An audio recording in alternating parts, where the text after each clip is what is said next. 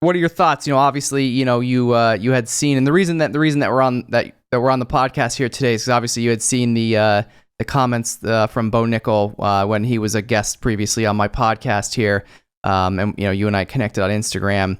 But what are your thoughts on Bo Nickal's comments from his podcast episode with me?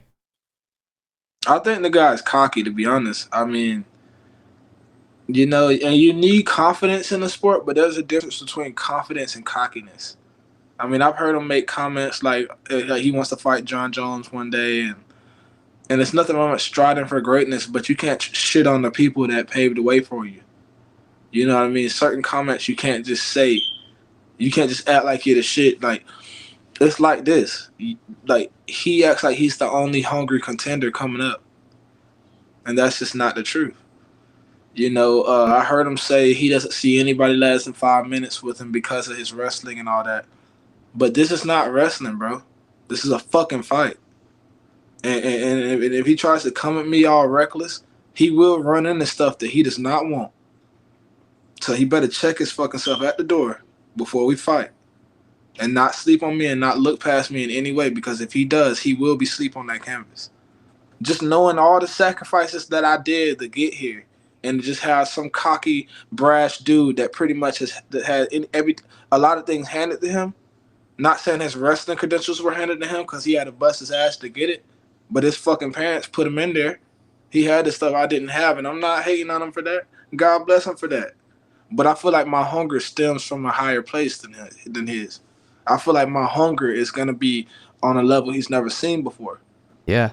So how does the fight end on July 8th? I see myself finishing him in 2 rounds. I'm gonna be realistic. I'm not gonna sit here and say, this guy won't last 5 minutes with me. This guy, which he might not, to be honest. But I don't know. But my prediction for the fight is a 2nd round finish. And I'm gonna be standing over him victorious, praising my Lord and Savior Jesus Christ. And I'm gonna pick my brother up and hug him and love him after I beat him. But he has some harsh lessons he's about to learn after this fight. He's gonna have to humble himself, and that's just it. He's gonna have to. He has no choice. He signed the contract. He already lost. I appreciate the tough love and competitive spirit, man. Let's go, man. Let's freaking go. I'm ready. I'm getting better. I'm evolving. But I'm not gonna sit here and keep talking because I ain't shit right now. You know what I'm saying? I'm not. I have a lot to learn. I have a lot. See, that's the difference between me and him. You see how I just said I'm not shit?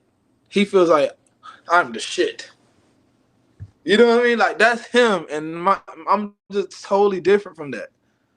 You know what I'm saying? That brass shit is gonna get his ass busted.